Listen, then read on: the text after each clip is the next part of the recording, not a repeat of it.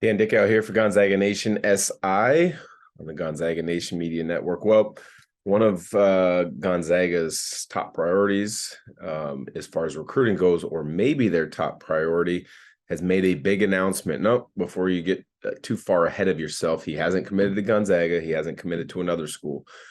He has actually changed high schools. Yes, that is a normal thing in these days in the world of high school basketball, but he didn't go high school to high school within his home state of Washington, which happens all the time. He went from high school to prep school, which prepares them specifically for basketball. So Zoom Diallo from Curtis High School in the Tacoma area, back-to-back state champions, point guard, top 15-ish player in the country.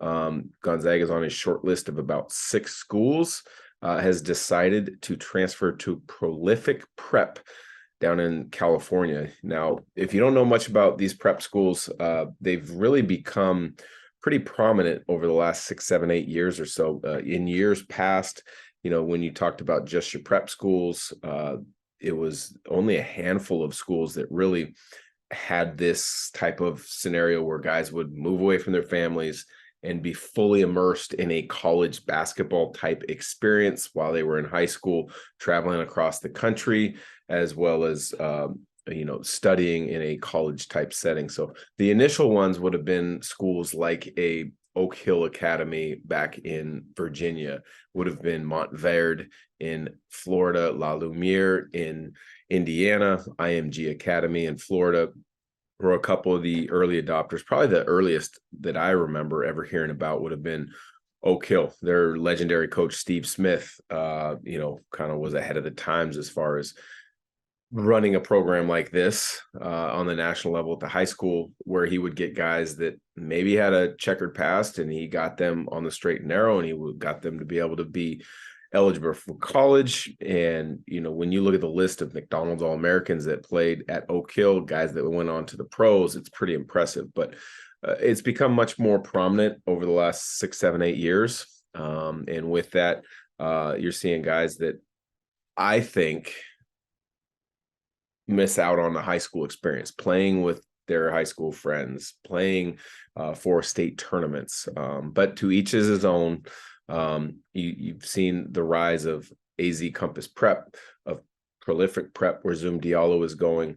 There is Link Academy now in Missouri. There's just a number of places, a number of schools that guys are heading to for this experience. Now, many times college coaches like it because it gets them kind of entrenched in a college basketball program scenario early. So when they get to college as a freshman, it's not as big a shock to their system about, hey, you got to get up and weight train. Hey, you got to go to class. Hey, then you got individual skill work. And then you got team practice afterwards. And then you have study hall.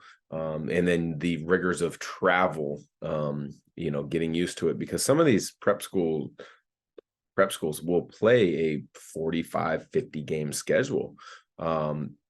So interesting to see Zoom Diallo making that decision. I don't think it necessarily negatively impacts Gonzaga's chances of landing Zoom Diallo. I think it's just an interesting decision. I personally would have loved to have seen him stay in the state of Washington and go for a three-peat at the 4A level in winning a state championship. So for Gonzaga Nation SI, don't forget to check us out for all your latest news, whether it's articles, podcasts, shows, you name it, we got it.